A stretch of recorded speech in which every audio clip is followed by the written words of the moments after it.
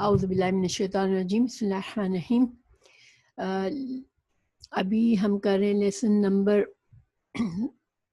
16، lesson number 16، اور آیات ہیں سورہ بقرہ کی 67 سے 73 تک۔ لیسن نمبر 16 سورہ بقرہ آیت نمبر 67 سے 73۔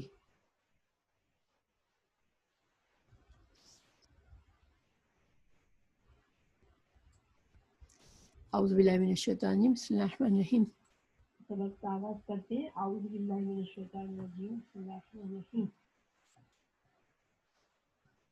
اللہ سبحانہ تعالیٰ پچھلی آیات میں ہمیں بہت سی باتیں بتائی اللہ تعالیٰ نے، اور زیادہ تر ساری باتیں جو تھی وہ ہمیں بتایا گیا کہ بنی اسرائیل کا کیا طریقہ تھا، اور یہ خطاب اب زیادہ تر ان لوگوں سے ہے جو مدینہ کے یہودی ہیں، ان سے خطاب چل رہا ہے۔ اور اصل میں ایکچولی اس کا مقصد بھی یہ ہے کہ ان کو احساس دلایا جائے کہ تمہارے باپ دادا نے جو مسٹیکس کی ان کو اللہ نے چنا ہوا بنایا، اور انہوں نے جو مسٹیکس کی وہ مسٹیک تم مت کرو، اور تم وہی کام کر رہے ہو جو کہ تمہارے باپ دادا نے کیا، تو تم اس کام سے بچ جاؤ، خود کو اس کام سے بچا لو، اللہ کی کھلی نافرمانیوں سے تم بچا لو اپنے آپ کو۔ تو یہ مقصد چل رہا ہے۔ تو یہاں پر اب ایک اور واقعہ بتایا جا رہا ہے کہ جس سے وعلیکم السلام علیہ، آپ اپنا میں آپ کو کافی دیر سے بلا رہی تھی، آپ اپنا مائک آف کر دیں گی؟ اچھا، آپ تو صحیح ہے نا؟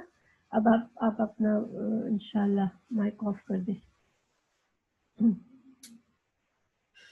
اوکے، تو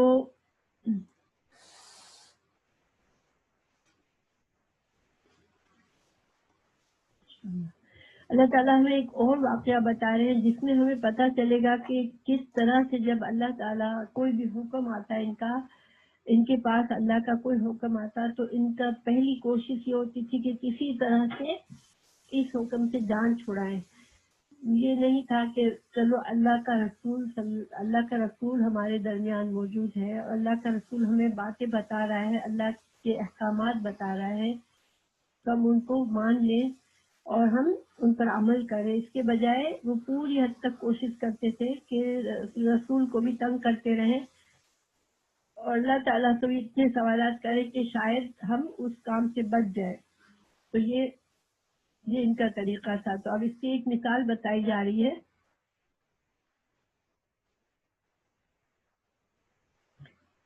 ان کے اس طریقے کی اور مثال بتائی جا رہی ہے۔ اللہ تعالیٰ فرما رہے ہیں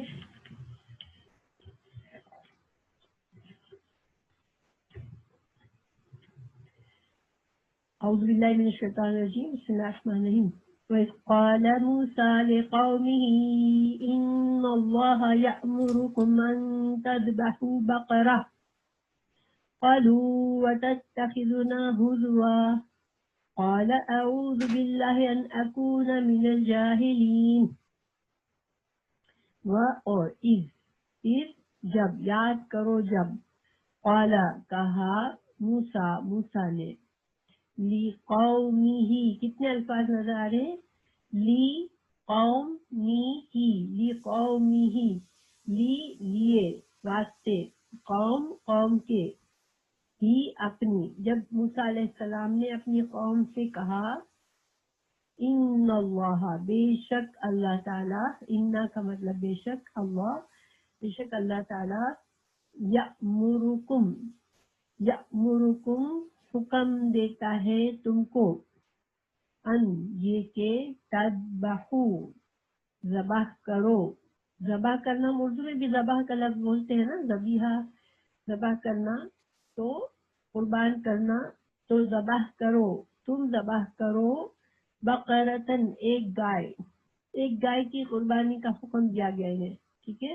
اب یہ سمپل سا حکم ہے، اس میں کوئی اللہ تعالیٰ نے کوئی ڈیمانڈ نہیں کی ایکسٹرا، کوئی کنڈیشن نہیں لگائی، صرف کہا کہ بس ایک گائے کو قربان کرو. تو ظاہری بات ہے کہ اب اگر یہ حکم دیا تو ان کو اصولاً سمپل سا حکم ہے، ان کو ایک گائے لے کر ان کو ذبح کرنے کا تھا، لیکن نہیں، انہوں نے کیا کہا؟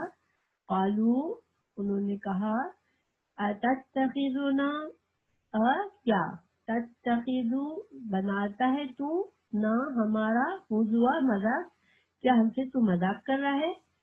اور یہ انداز جو ہے بات کرنے کا اچھا پولائٹ انداز نہیں ہے، اخلاق کے ساتھ اخلاقی انداز طریقے سے اچھے اخلاق سے انہوں نے نہیں پوچھا وہ، بلکہ اپنے رسول پر، جیسے کہ ان کے رسول نے کچھ غلط کر دیا ایسا سوال کر کے کہ کیا تم مذاق کرتا ہے ہم سے؟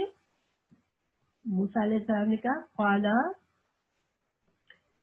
موسیٰ نے کہا اعوذ، میں پناہ مانگتا ہوں، اعوذ باللہ ہم بولتے ہیں نا، اعوذ میں پناہ مانگتا ہوں، باللہ اللہ کی، ان یہ کہ اکونا کہ میں ہو جاؤں، من سے الجاہلین جاہلوں میں سے میں ہو جاؤں.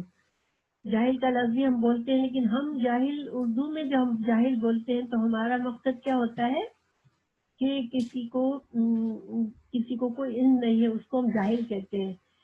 تو جاہل، لفظ جاہل جو ہے عربی میں اس کے 3 طرح سے معنی ہوتے ہیں. ایک تو جاہل وہی جو اردو میں ہم بولا جاتا ہے کہ کسی انسان کو ایک چیز کا علم نہیں ہے تو وہ اس علم سے جاہل ہے.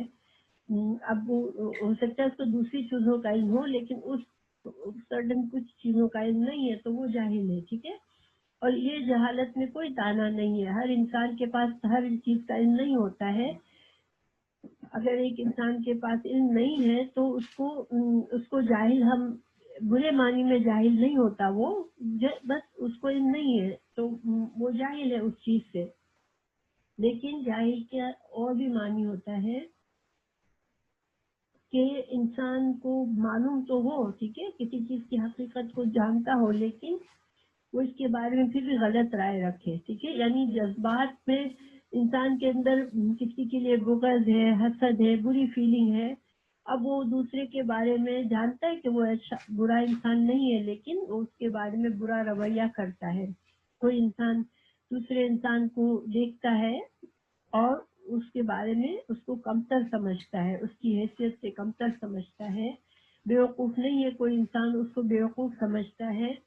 تو یہ اس طرح کا جو ہوتا ہے یہ ایکچولی تکبر ہوتا ہے انسان کے اندر، اپنا بڑا پن ہوتا ہے. تو وہ دوسروں کو خود پتا ہو اس کے باوجود دوسرے کے بارے میں غلط رائے رکھتا ہے، تو وہ جہالت، اس کو بھی جاہل کہتے ہیں، اور یہ جہالت بری چیز ہے. ٹھیک ہے، جیسے جو ابو جہل کا نام آپ لوگوں نے سنا ہوگا.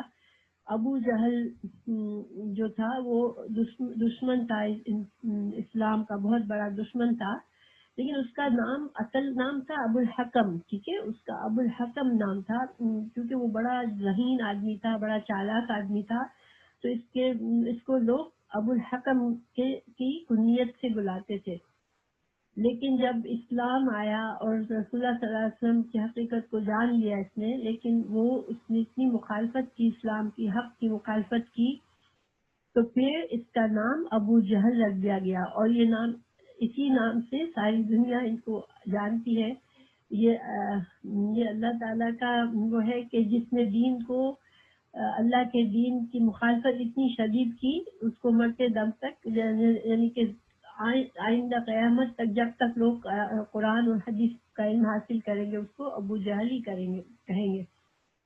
تو بہرحال، تو یہ جو جہالت ہوتی ہے یہ بری جہالت ہوتی ہے. اسی طرح کسی کام کو اس طرح نہ کرنا جیسا کرنا چاہیے بلکہ الٹا کرنا، تو یہ بھی جہالت ہے، تو یہ بھی بری جہالت ہوتی ہے. تو یہاں پر حضرت موسیٰ علیہ السلام نے کہا کہ میں اللہ کی پناہ مانگتا ہوں کہ میں جاہلوں کی طرح کام کروں، میں جاہل بن جاؤں. تو یہاں پر جو بری جہالت ہوتی ہے اس سے حضرت موسیٰ علیہ السلام نے پناہ مانگی ہے. اور مطلب کیا ہے کہ چونکہ آپ اللہ کے نبی تھے، اور اللہ کا نبی جو ہوتا ہے وہ اپنی امت کے لیے صرف حق بتانے والا ہوتا ہے، ان کو حق بات بتانے والا ہوتا ہے، وہ حق کے علاوہ دوسری چیزیں نہیں دیتا اپنی امت کو. اور نہ ہی اللہ کا جو رسول ہوتا ہے وہ کسی کو کمتر اور حقیر صرف دیکھ کر اس کی شکل و صورت، اس کے ظاہر کی وجہ سے اس کو کمتر اور حقیر بھی نہیں سمجھتا. تو وہ اپنی قوم کو، اللہ کا جو رسول ہوتا ہے جو اپنی قوم کو کبھی بھی کم حقیر نہیں سمجھتا، وہ اپنی قوم سے محبت کرتا ہوتا ہے، اخلاص کرتا ہوتا ہے. تو موسیٰ علیہ السلام نے ان وجوہات کی بنا پر کہا کہ میں ایسا بن جاؤں جاہل یا ایسی حرکتیں کروں تو میں اس کام سے اللہ کی پناہ مانگتا ہوں. تو بہرحال ان کو بھی پتا تھا کہ موسیٰ علیہ السلام تو اللہ کے نبی ہیں، اور اللہ کے نبی کا یہ مقام نہیں ہوتا کہ وہ اپنی قوم کے ساتھ بری طرح پیش آئے اور اپنی قوم کو حقیر اور کمتر سمجھے. یا ویسے بھی مذاق اڑانا جو ہے نا وہ اچھی عادت نہیں ہوتی. بعض لوگوں کی عادت ہوتی ہے کہ وہ ہر کسی کا دل بھی دکھا کر پھر بعد میں کہہ دیتے ہیں کہ میں تو بس مذاق کر رہا تھا. تو یہ ایسے مذاق جو کہ دوسروں کو کمتر کرنے والے ہوتے ہیں، دوسروں کو بری فیلنگ دلاتے ہیں، وہ ایسے مذاق جو ہوتے ہیں وہ اچھے نہیں ہوتے ہیں. حالانکہ یوں ہنسی مذاق اچھے انداز میں ہنسی کرنا، تھوڑا سا مزاح پیدا کرنا بات میں، اس میں کوئی خرابی نہیں ہے. رسول اللہ صلی اللہ علیہ وسلم بھی بعض اوقات مزاح پیدا کرتے تھے بات میں، لیکن وہ کسی کو برا فیل کرانے والی بات نہیں ہوتی تھی. تو بہرحال اب یہاں انہوں نے کہہ دیا کہ ہم جو ہے موسیٰ علیہ السلام نے کہہ دیا کہ میں جاہل نہیں ہوں، یہ اللہ کا حکم ہے، تم کو یہ کرنا ہے. اچھا، اب سوال یہ پیدا ہوتا ہے کہ اللہ تعالیٰ نے ان کو گائے ذبح کرنے کے لیے کیوں فرمایا تھا؟ تو اس کے بارے میں کچھ رائے ہے کہ کیوں اللہ تعالیٰ نے انہیں گائے ذبح کرنے کا کہا تھا. ایک رائے تو یہ ہے کہ یہ لوگ جو کہ فرعونیوں کے ساتھ رہے تھے، اور جو فرعون کے لوگ تھے وہ لوگ گائے بچڑے کی پوجا بھی کرتے تھے. تو ایک چیز کو دیکھتے رہتے وہ لوگ کہ اس بچڑے کے جو بت بنا کر اس کو بہت زیادہ عزت دی جاتی ہے، اس کی عبادت کی جاتی ہے. تو ایک طرح سے ان کے دل میں بھی ایک سب کانشیسلی ایک محبت حسی ہو گئی تھی، اس چیز سے ایک عظمت ہو گئی تھی. اور جیسے یہ چیز ہمارے اندر بھی دیکھیں بہت سی ایسی رسومات ہیں، ایسی چیزیں ہیں جو ہمارے دین کا حصہ نہیں ہے، لیکن ہمیں بہت بڑی عقیدت کے ساتھ ہم کرتے ہیں. حالانکہ ہمیں اگر کوئی کہے بھی کہ یہ دین کا حصہ نہیں ہے، لیکن ہمارے دل سے اس کی عقیدت ہی نہیں نکلتی، کیونکہ ایک عادت پڑ گئی ہے ہمارے. ہم اسی طرح سے ہم جب گرو اپ ہوئے ہیں تو انہی باتوں کے ساتھ ہوئے ہیں، اور ان کو بڑے ریلیجس سمجھ کر بڑی عقیدت ہمارے دلوں میں ڈالی گئی اس کی. تو ہم خود سے ہم نے ان کو وہ مقام دے دیا ہے ان کاموں کو جو کہ اصل میں اللہ نے نہیں دیا ہمیں. وہ دین کا وہ حصہ نہیں ہے. دین صرف وہ ہے جو اللہ اور اللہ کے رسول صلی اللہ علیہ وسلم نے ہمیں آ کر بتا دیا. لیکن آج ہمیں کوئی 10 بار بھی کہے، 100 بار بھی کہے، مگر ہمارے دل سے اس کی محبت کسی طرح نکلتی ہی نہیں ہے. لیکن اصل حق یہ ہے کہ اللہ کا جو خالص دین ہے اس کو اگر انسان خالص کر کے اس پر عمل کرے تو اسی میں انسان کے لیے بہتری ہے. کیونکہ اللہ خالق ہے، اس کو حق ہے دین بنانے کا، دین کے احکامات دینے کا، اور اس نے کوئی کمی نہیں چھوڑی. اللہ تعالیٰ نے اللہ کے رسول کے ذریعے پورا دین ہمیں دے دیا ہے. اب جو دین میں ایڈیشنل چیزیں لوگوں نے ڈالی ہیں وقت کے ساتھ، اب اتفاق ہے کہ ہم جس کلچر میں رہے ہمارے اندر بہت سی باتیں آ گئی ہیں جو صرف کلچر سے آئی ہیں.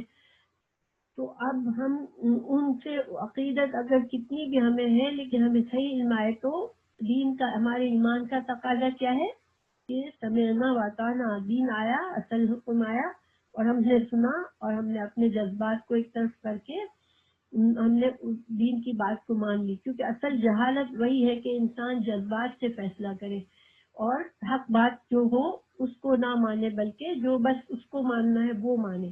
تو بہرحال یہاں پر اور ایک اور بھی رائے ہے کہ اللہ تعالیٰ نے کیوں ان سے فرمایا تھا۔ ایک رائے تو یہ ہے کہ بچڑے کی محبت ان کے دل سے نکالنی تھی، اس لیے قربانی کا ان کو کہا گیا۔ دوسری رائے یہ ہے کہ ان کو ایک جو ہے ایک امیر آدمی کا قتل ہو گیا، اور اب پھر اس کے بھتیجے نے اسے قتل کیا تھا، لیکن اس نے اس کو قتل کر کے اس کی باڈی کو دوسروں کے پاس پھینک دیا۔ اب جو ہے جب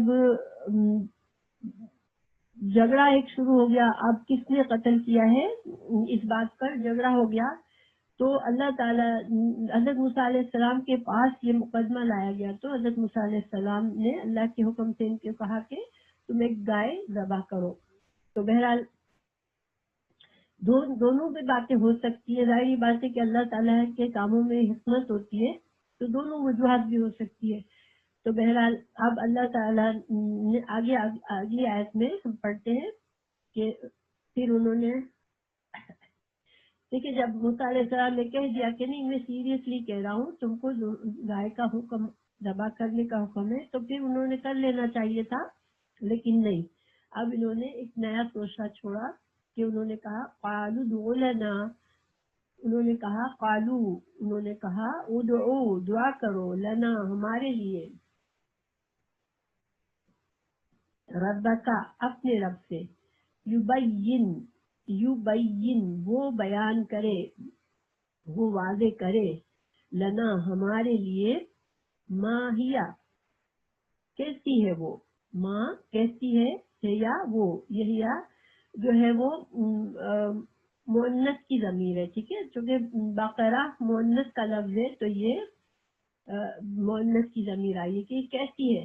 اب یہاں پر اللہ تعالیٰ نے اختصار سے بات کی ہے کہ انہوں نے کہا کیسی ہے، بس مگر انہوں نے اصل میں ان کا سوال یہ تھا کہ اچھا اس گاؤں کی عمر کیسی ہونی چاہیے، کتنی عمر کی ہونی چاہیے۔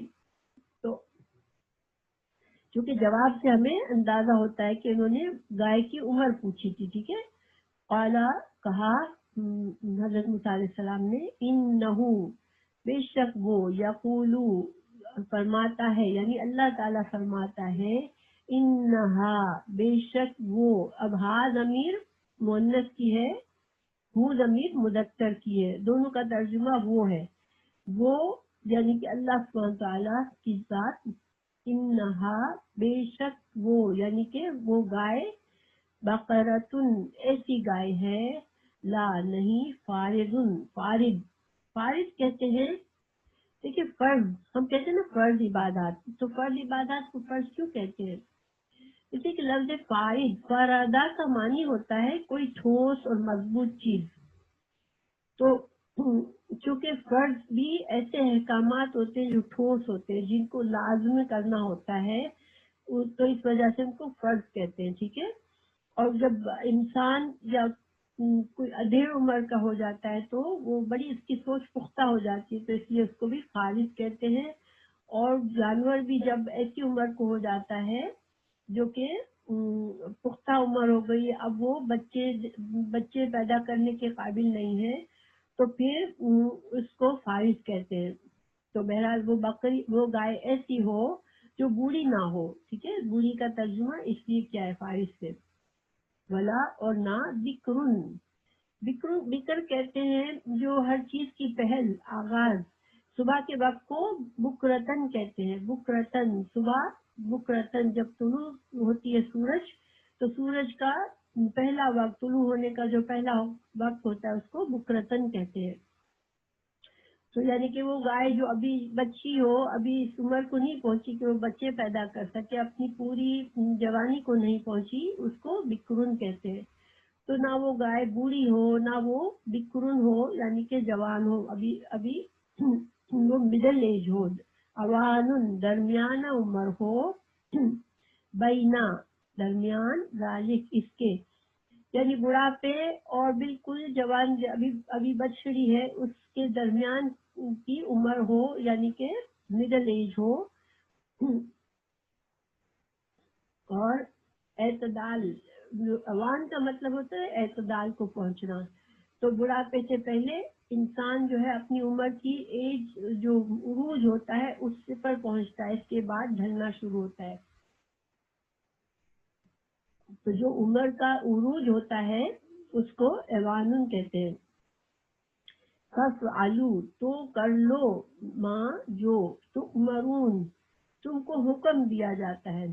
अच्छा, फ़ाला का मतलब भी करना होता है, ठीक है, और फ़ाला अमल करना भी करना होता है, ठीक है। अमला कर लो और फ़ाला कर लो, लेकिन फ़ाला में ये फर्क है कि अमल जब इंसान करता है तो बात को समझ कर करता है, सोचता है, गौर व फिक्र करके अहकामात को समझता है, फिर अमल करता है।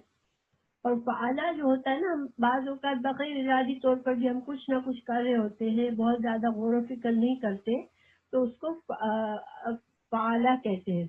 तो हज़रत मूसा ने इनको समझाया कि देखो तुम कर लो, तुम इतना सारा सोचो विचार नहीं करो, तुमको जो हुक्म दिया जा रहा है वो कर लो। एक गाय को पकड़ के ज़बह करना है, तुम क्यों इतना सारा इस पर सोचो विचार करते हो, तुम काम को कर लो। फ़ालू कर लो ना, माँ तो उमरून जो तुमको हुक्म दिया जाता है, ठीक है। उन्होंने समझाया हज़रत मूसा अलैहिस्सलाम ने, क्यों?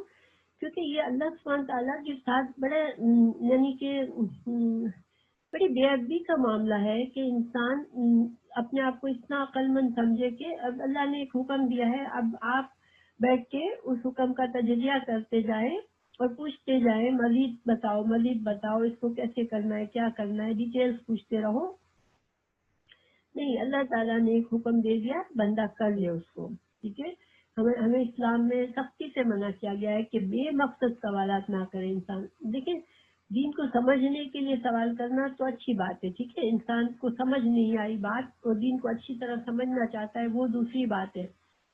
लेकिन बाद अमाल ऐसे होते हैं कि जिनको बहुत तुम्हें इसकी गहराई में जाने की जरूरत नहीं होती है। अब वाज़ेह बात है कि भाई गाय ज़बह करनी है, अब तुम जो है क्यों इतना ज्यादा उसमें सवालात करते हो। तो अगर हम इस्लाम में भी हमें मना किया गया है। हज़रत सूरह माइदा में अल्लाह ताला ने फरमाया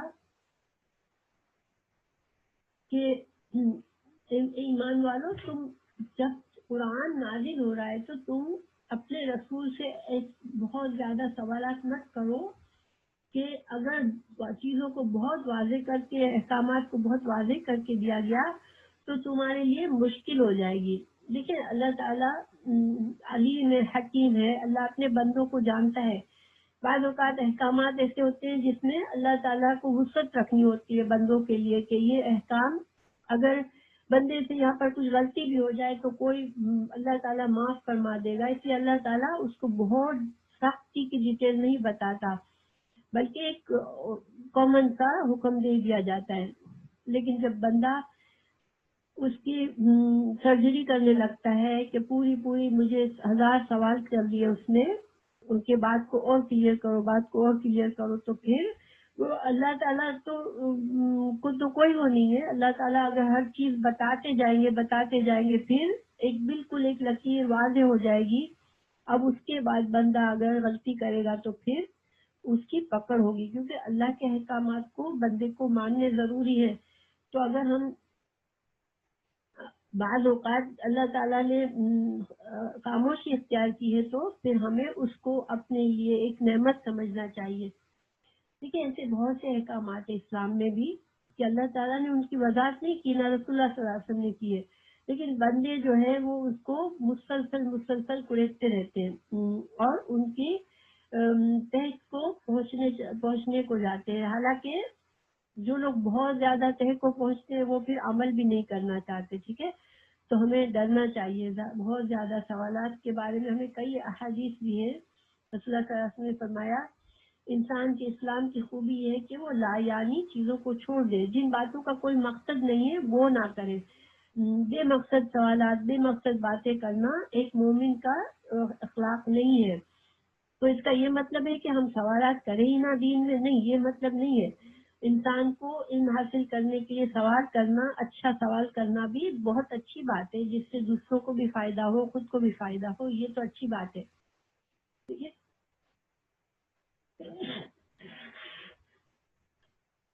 سوالات کرنے سے پہلے انسان اپنی نیت کو ضرور دیکھے کہ دین میں اگر ہم بہت زیادہ سوالات کر رہے تو ہماری نیت کیا ہے یہ سب پوچھنے کی.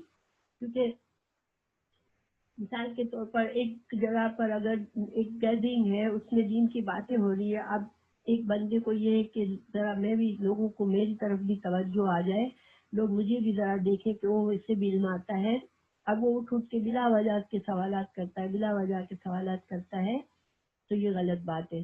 یا کوئی اسپیکر کو تنگ کرنا چاہتا ہے، ڈچ کرنا چاہتا ہے کہ وہ اس کو کیا آتا ہے مجھے زیادہ آتا ہے، تو وہ اس کے لیے الٹے سیدھے سوالات کرتا ہے. یا پھر کوئی بھی نیت جو ہے نا انسان کی ہر چیز میں نیت ان کو خود کو دیکھنی چاہیے ہمیں، کیونکہ ہمارے اعمال کا دار و مدار ہماری نیت پر ہوتا ہے. اللہ تعالیٰ ہماری نیت کے مطابق ہمیں ہمارے کام کو قبول کرتے ہیں یا ہمیں ہم سے ہمارے کام کو ناپسند کرتے ہیں. تو ہماری نیت اچھی ہونی چاہیے. بہرحال ان کی نیت ٹال مٹول کی تھی، جیسا کہ واضح ہو رہا ہے کہ وہ بلا وجہ کے سوالات کر رہے تھے. اللہ تعالیٰ نے ان کو اب عمر بھی بتا دی، ٹھیک ہے، اور پھر بھی موسیٰ علیہ السلام نے کہا کہ اب تم کر لو جو تم کو کہا جاتا ہے. ایک اور حدیث بھی ہے ہماری اسی سوالات کی کثرت پر. اللہ تعالیٰ نے فرمایا حدیث اللہ تعالیٰ نے تمہارے لیے قیل و قال اور کثرت و سوال اور مال ضائع کرنے کو ناپسند کیا ہے. کتنی چیزیں یہاں پر کہی گئی؟ قیل و قال کو منع کیا ہے، کثرت سوال کو منع کیا ہے، اور مال ضائع کرنے کو. قیل و قال کیا ہوتا ہے؟ جیسے مثال کے طور پر انسان نے ایک بات ادھر سے سنی، پھر وہ بیٹھ کے تبصرہ کرے کہ وہ فلاں نے یہ کہا، فلاں نے یہ کہا، اس لیے کہا، وہ کہا، پھر اس بات کو آگے سے آگے بڑھاتے چلے جائے، حالانکہ بات کی کوئی تحقیق نہیں ہوئی، کچھ نہیں ہوئی. اس کو قیل و قال کہتے ہیں. آج کل جو میڈیا ہے وہ قیل و قال ہی ہے، اس لیے کہ دیکھیں بات کو اتنا بڑا کر دیا جاتا ہے کہ بات اگر صحیح حقیقت سامنے آئے تو ہو سکتا ہے وہ بہت چھوٹی سی بات ہو. تو یہ اس کو اسلام نے پسند نہیں کیا ہے. بات اتنی کرو، کم سے کم بات کرو، اور اس وقت بات آگے کرو جب آپ کو پورے دلائل ہو، آپ کو پتہ ہو، آپ نے آنکھوں سے دیکھا ہے یا آپ نے پورے اس کی گواہی آپ کو پتہ ہے، پورے آپ کے پاس اس کی دلائل موجود ہے بات کے، تو ہم کو بات کو آگے کرنا چاہیے.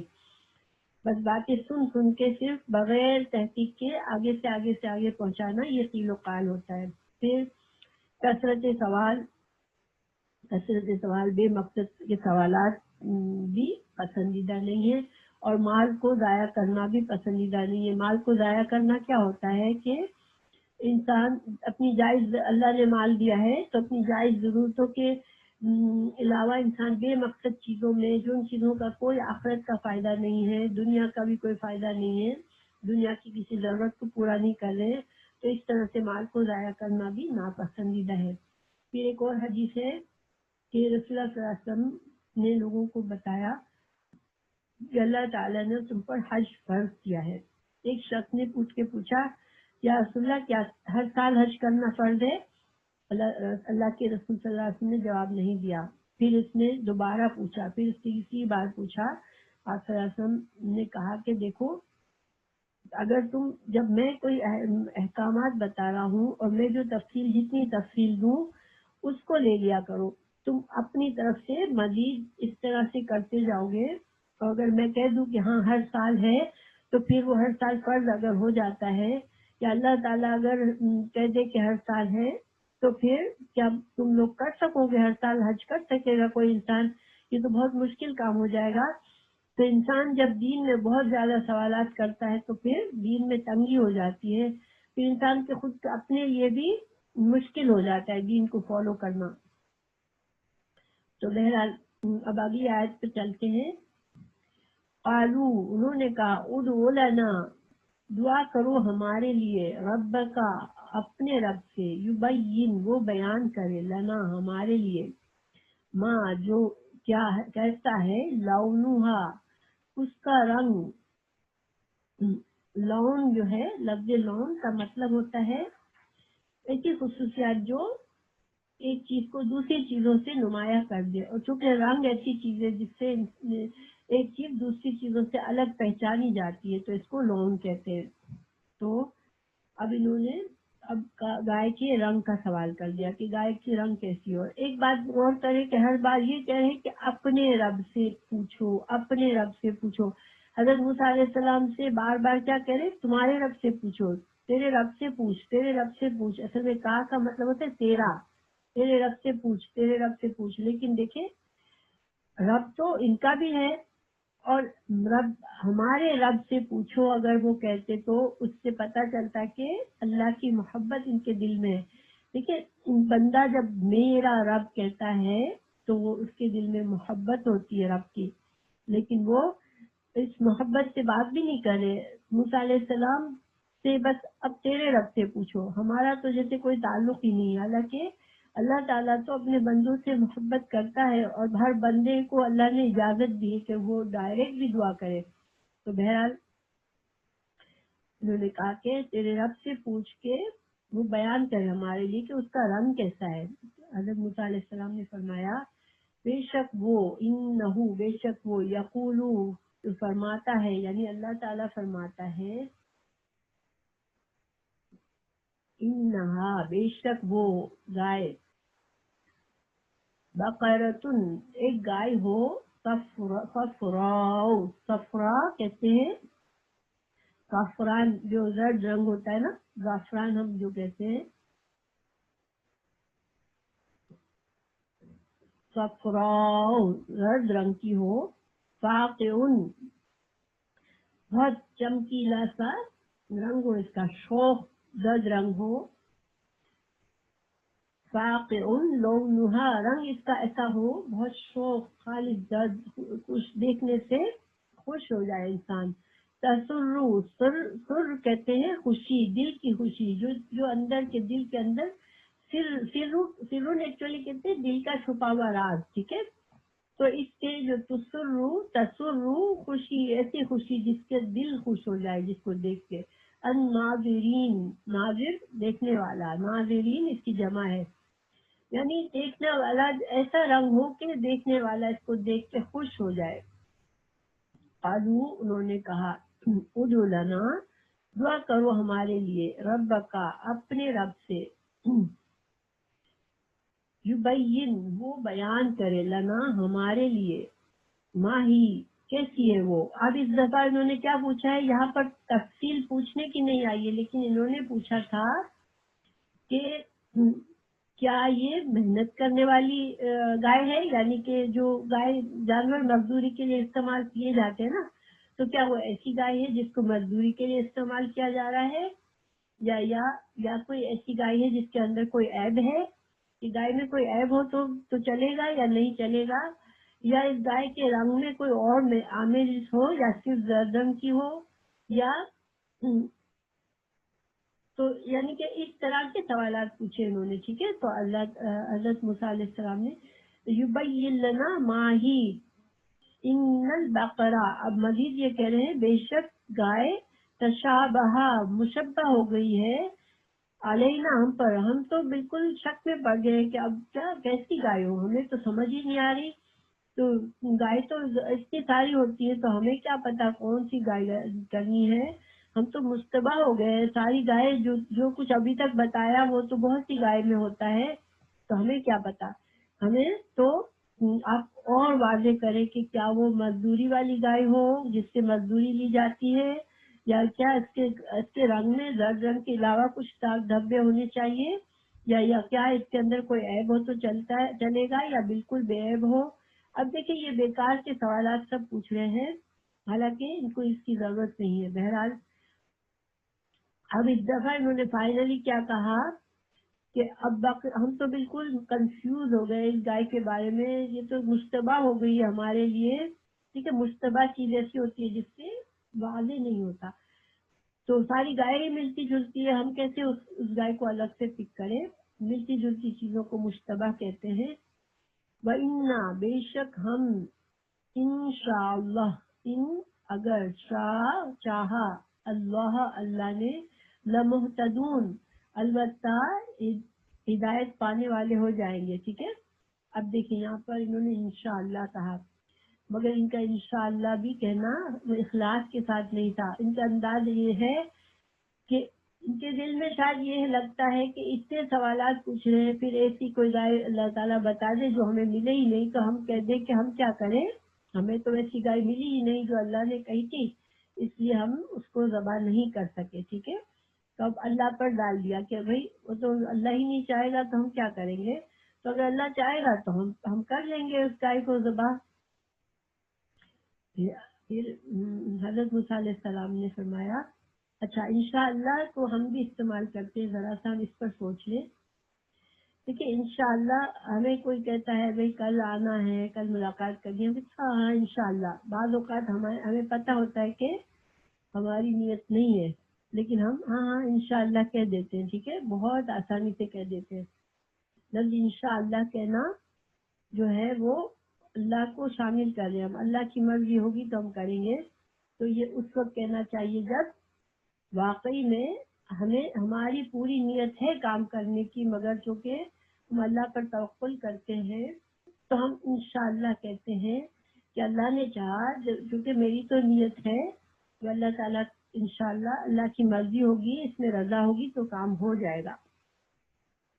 انشاءاللہ کہنا اچھی بات ہے اور کہنا چاہیے، مگر اس میں ہماری نیت ہونی چاہیے کہ ہم صحیح کام کے لیے صحیح وقت پر انشاءاللہ کریں، ٹال مٹول کے لیے نہ کریں کہ کسی کو ٹالنا ہے ہمیں تو ہم نے انشاءاللہ کہہ دیا. ٹھیک ہے، تو یہ ہمیں ذرا سا دھیان رکھنا چاہیے انشاءاللہ کہتے وقت کہ اللہ کے نام کے ساتھ لے کر ہم جھوٹ نہ بولیں، کیونکہ جب ہماری نیت نہیں ہوتی ہے ہم کچھ کرنے کی اور ہم کہتے ہیں ہاں انشاءاللہ کر لیں گے، تو یہ ہم جھوٹ بول رہے ہوتے ہیں، اللہ کے نام کو شامل کر رہے ہوتے ہیں. تو یہ ہمیں اس سے بچنا چاہیے. بہرحال اب حضرت موسیٰ نے کہا قالا انہو بے شک وہ، یقولو وہ فرماتا ہے، انہا بے شک وہ، بقرتن ایک گائے ہے، لا ذلول نہیں وہ مطیع. ذلل کہتے ہیں کسی کو جیسے کہ سدھانا، کمزور. ذلالہ کا مطلب ہوتا ہے کسی چیز کے اندر جو سختی اور تیزی ہوتی ہے اس کو توڑ دینا، اس کو سدھا لینا، اس کو مطیع اور فرما بردار بنا لینا. تو ظاہر بات ہے جانور سے مزدوری لینے کے لیے اس کو توڑا جاتا ہے، اس کو ٹرین کیا جاتا ہے، اس کے اندر کی جو اکڑ اور سختی ہوتی ہے اس کو نکالا جاتا ہے. تو وہ ایسی گائے نہیں ہو جس کو مطیع کیا گیا ہو، جس کی سختی کو توڑا گیا ہو، جس کو فرما بردار بنایا گیا ہو. یعنی سدھائی ہوئی گائے نہ ہو، ایک آزاد جانور جیسا ہوتا ہے، بالکل آزاد ہو. تسیر لا ذلول مطیع نہ ہو، تسیر الارض کہ وہ تسیرو کہتے ہیں زمین کو پھاڑنا. تو جب ہل چلانے کے لیے گائے کو استعمال کیا جاتا ہے تو زمین کو پھاڑنے کے لیے تاکہ اس میں بیج بویا جائے، تو اس کو سدھایا ہوا نہ ہو کہ اس کے ذریعے سے زمین میں ہل چلایا جا رہا ہو، ولا اور نہ تسقی نہ وہ سیراب کرنے والی ہو. ساقی پلانے والے کو کہتے ہیں، تسقی پلاتی ہے، وہ گائے پلاتی ہے، یعنی کہ ہرز کہتے ہیں کھیتی کو. تو بعض دفعہ جانور کو استعمال کیا جاتا ہے، اب تو نہیں ظاہر، اب تو کھیتی باڑی کے لیے بڑے ماڈرن قسم کی چیزیں ہیں، لیکن پہلے زمانے میں جانور کے ساتھ کھیت میں پانی بھی پلایا جاتا تھا اور جانور کے ساتھ زمین کو سیدھا بھی کیا جاتا تھا. تو بہرحال یہ مزدوری کرنے والی گائے نہ ہو. اللہ تعالیٰ نے فرمایا پھر مسلمتن اس کے اندر کوئی عیب بھی نہ ہو، مسلم ہو. سلامات ہوتا ہے مطلب بے داغ، ہر نقص سے پاک. اللہ تعالیٰ نے سلامتی والا دین ہمیں دیا ہے اور ہمیں مسلمان کہا ہے. تو مسلمان جو ہوتا ہے وہ امن میں ہوتا ہے، سلامتی میں ہوتا ہے. تو یہ ہر طرح کے داغ سے پاک سے، ہر طرح کے عیب سے پاک ہے. یہ مسلمتن ہے، صحیح سلامت ہے، اس کے اندر کوئی بیماری یا کوئی عیب نہیں ہے. لا شیعتا نہیں کوئی نشان، کوئی دبا اس کے کلر کے میں جب اسپاٹس ہوتے ہیں نا اس کو شیعتا کہتے ہیں. فیہا اس میں یعنی اس گائے کا رنگ بس ایک رنگ کی گائے ہے، اس کے رنگ کے اندر کوئی بیچ میں کوئی قسم کا اور دھبا نہیں ہے کلر کا. قالو انہوں نے کہا الآن اب، الآن کہتے ہیں اب، اب جئتا لایا ہے، بی، جئتا کا مطلب ہوتا ہے آنا، ٹھیک ہے، لیکن جب اس کے بعد فوراً با آ جاتا ہے تو بی، تو یہ لانا ہو جاتا ہے، ٹھیک ہے، تو لایا ہے بالحق، حق کو، اب تو لایا ہے اصل حق، فذبحوها، تو انہوں نے ذبح کر دیا، وما، اور نہ تھے، کادو، لگتا تھا، نہیں لگتا تھا، یا فعلون، کہ وہ کرتے، اللہ تعالیٰ فرما رہے کہ ان کے رویے سے تو لگتا نہیں تھا کہ وہ کریں گے، مگر اب انہوں نے فائنلی کر ہی لیا۔ تو دیکھیں، اب تو حق لایا ہے، یہ طریقہ بھی کتنا غلط ہے نا۔ اب اتنی دیر سے اتنے سوالات کیے جا رہے ہیں اپنے رسول سے، اور اب جا کے کہہ رہے ہیں کہ ہاں اب تو صحیح حقیقت لے کر آیا، اب صحیح بات لے کر آیا ہے۔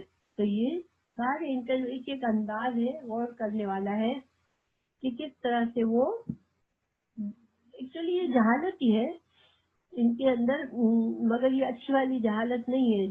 جو انسان ایسا اخلاق ہوتا ہے وہ جاہل ہی ہوتا ہے اصل میں، مگر یہ برا جہالت، بری طرح کی جہالت ہے ان کے اندر۔ تو اللہ تعالیٰ چونکہ نیتوں کو جانتا ہے، تو اللہ تعالیٰ نے کہا کہ ایسا نہیں لگتا تھا کہ وہ کریں گے، لیکن بہرحال چونکہ اللہ کی مرضی تھی، اور انشاءاللہ انہوں نے کہا تھا، تو اللہ تعالیٰ کو تو چاہتا تھا اللہ کہ یہ بکرے کو ذبح کرے، گائے کو، تاکہ ان کے دل سے اس کی عظمت کو کم کرے اللہ، اور ساتھ ساتھ یہ جو دوسرا کام کرانا ہے کہ اس مردے کے قاتل کا پتہ کرانا ہے، تو وہ کروانا تھا، تو اللہ تعالیٰ نے یہ کام چونکہ کروانا ہی تھا، اس لیے انہوں نے کیا، ورنہ ان کی نیت نہیں تھی۔ بہرحال پھر اب یہ قصہ بتایا جا رہا ہے جو شخص مر گیا تھا، وَإِذْ، اور جب، تم نے قتل کیا تھا، نفسن، ایک شخص کو، فَدَّعْرَاتُمْ، پھر تم نے دارا ایک دوسرے پر ڈالا، تم نے اپنے سے دور، خود سے ہر انسان نے دور کیا، اور دوسرے کے اوپر ڈالتا رہا اس گناہ کو۔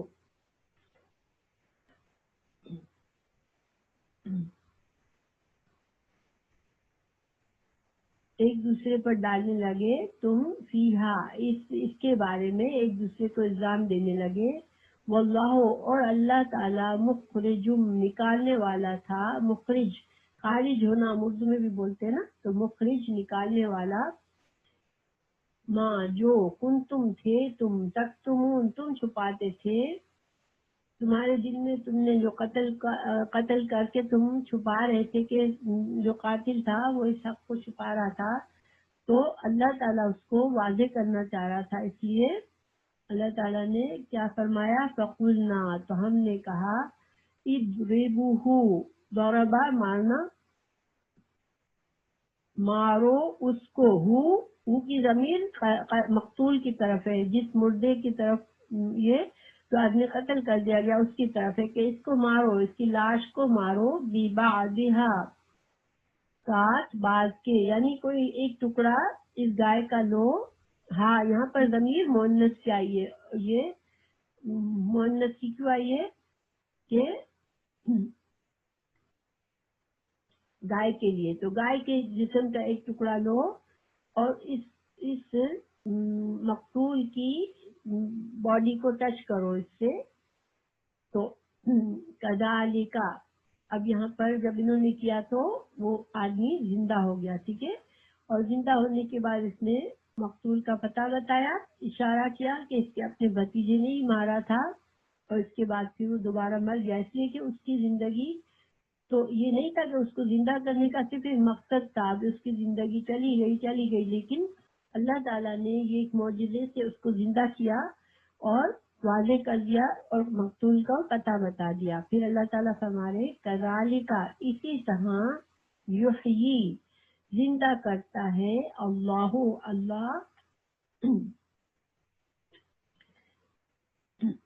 الموتا، مردہ کو اللہ تعالیٰ نے جس طرح اس مردے کو زندہ کر دیا، اللہ اسی طرح زندہ کرنے کا اللہ تعالیٰ کو اللہ کی قدرت ہے کہ وہ اسی طرح تم کو زندہ کرے گا، یعنی کہ قیامت کے دن، ٹھیک ہے، کذالک یحیی اللہ الموتیٰ، مردوں کو اللہ زندہ کرے گا، وَيُرِيكُمْ، اور دکھاتا ہے اللہ آیاتہ اپنی نشانیاں، لعلکم، تاکہ تم تعقلون، تم عقل سے کام لو، ٹھیک ہے۔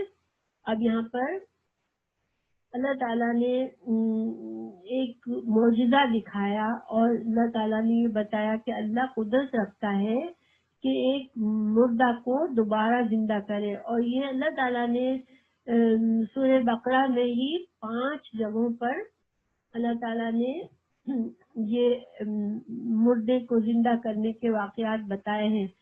ہم نے آیت نمبر 56 میں پڑھا تھا، اللہ تعالیٰ نے جب بنی اسرائیل نے کہا کہ ہم تو جب تک اللہ کو نہیں دیکھیں گے تو ہم ایمان نہیں لائیں گے، تو اللہ تعالیٰ نے ان کو سب کو ایک بجلی کے ذریعے مار دیا تھا، صاعقہ کے ذریعے مار دیا تھا۔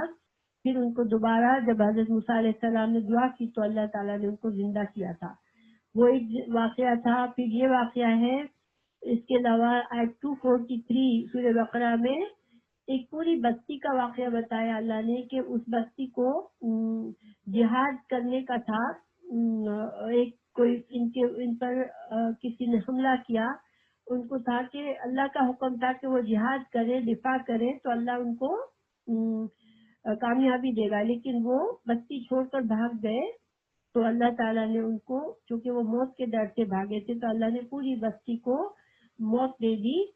پھر اللہ نے ان کو زندہ کیا اور ان کو یہ بتایا کہ تم جس موت سے ڈرتے ہو وہ تو تمہیں کہیں بھی آ سکتی ہے۔